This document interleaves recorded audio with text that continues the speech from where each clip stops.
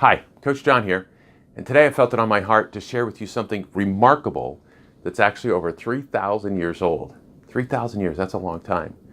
Now, learning from the knowledge of others is one of 7 key strategies for leverage, and leverage is the key to achieving results faster. We all need simple, effective knowledge to grow and achieve the results that we want, and we want it faster. So this week I reread 2 verses in the book of Proverbs, and I haven't been able to shake the information because I know the wisdom in these could change everything for you. I know it has for me. Now, if you're unfamiliar with the book of Proverbs, it's a 31 chapter section in the Bible written by King Solomon. And King Solomon was the wisest man on earth. And don't feel bad if you're not familiar, because I didn't become familiar until my 50s. But that's a story for another time. Now, because wisdom is so valuable and hard to obtain, often the perfect start for my day is to read a chapter of Proverbs in the morning. And to give you a little background on the book of Proverbs and why it's considered the book of wisdom, when King Solomon became king, he was fearful and uncertain that he could do the job. His father was King David, and he had incredibly big shoes to fill, and he took over after a period of war and unrest.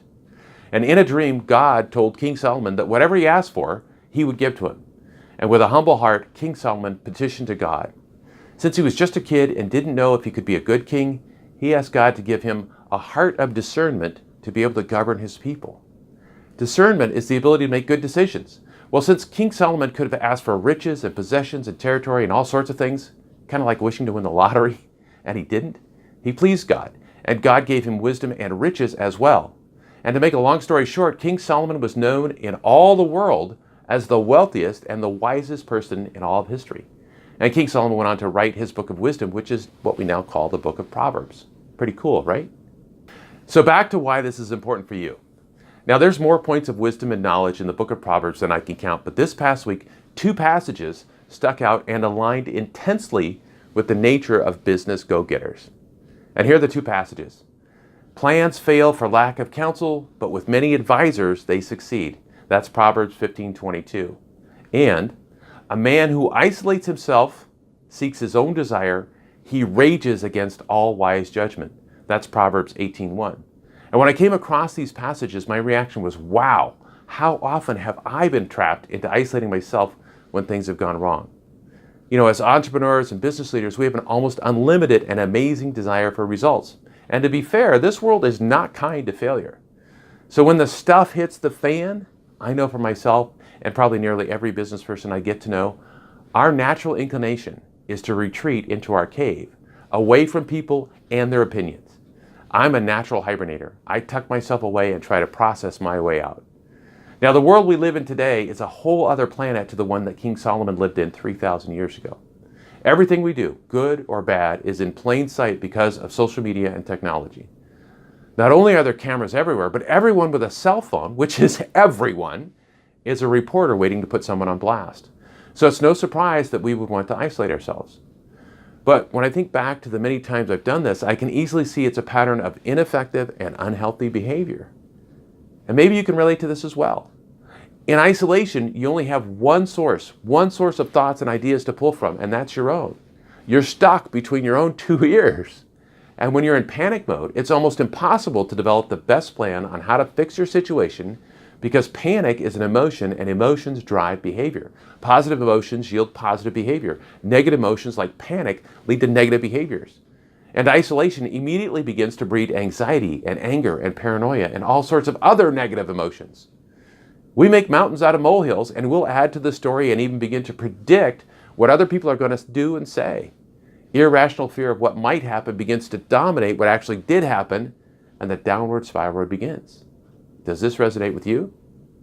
Now, the worst part of isolation is wasted time. We don't have enough time to do everything as it is. And wasting time just takes away from time that could be spent on valuable activities. There's never enough time to do everything. There's only enough time to do the most important things.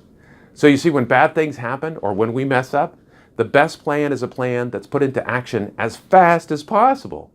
The reality is that in life and business, we're always dealing with people. And when you're fearfully hiding out from your problems in isolation, the time that you could be winning back the hearts of the people you need to win back is wasted away. Can you see the destructiveness of isolation and how the second passage I shared with you is so relevant? A man who isolates himself seeks his own desire. He rages against all wise judgment. That's Proverbs 18:1.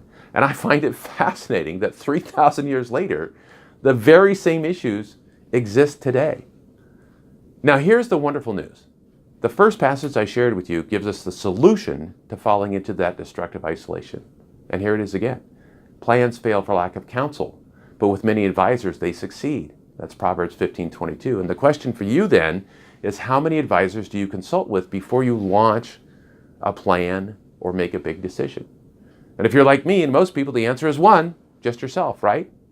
We all have a tendency to keep our own counsel. And this brings us back to the foolishness of only having one source of thoughts and ideas to pull from. The truth that we have to realize is that when it comes to our own lives, we're too nearsighted to be able to see what's best for us. As individuals, we simply are not the best judges when it comes to our own lives. The wise and the successful realize that it is not possible to know everything, and they reach out for help. The young and the immature, they often believe that not knowing the answer or the right behavior is a weakness. And I'm sure you've heard more than once that there's no such thing as a dumb question. It's been drilled into us since our school years. Unfortunately, we become fearful of what others think and how they will act, and it keeps us in isolation. We are naturally fearful of ridicule, and yet we must overcome the fear to learn and grow. On the surface, it's counterintuitive, but underneath, it's true. We have to raise our hands. I'm sure you've been on the other side of conversations with friends whose solutions you see so easily, yet they continue to make the same mistakes. That's why the book of Proverbs tells us that our plans will succeed with many counselors.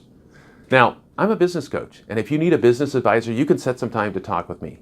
However, business is about life, and in life you need all sorts of counselors, advisors who care about you. They're needed in every aspect of your life. Just imagine how much lower the divorce rate would be if everyone who started having problems at home asked for wisdom from others first, instead of acting on painful emotions. If you're going through a painful time right now, I'm really sorry. But I want to encourage you that even though you don't have the solution right now, a solution does exist and someone else has it. Listen, I know how hard it can be to generate a single trusted advisor, let alone a group of people that you can trust and be open with. And if you don't have anyone close to you who qualifies to act as an advisor to you, look to other established groups, including churches and support groups and coaches. Our nature of wanting to isolate ourselves hasn't gone away in over 3,000 years, and it will never go away. Never.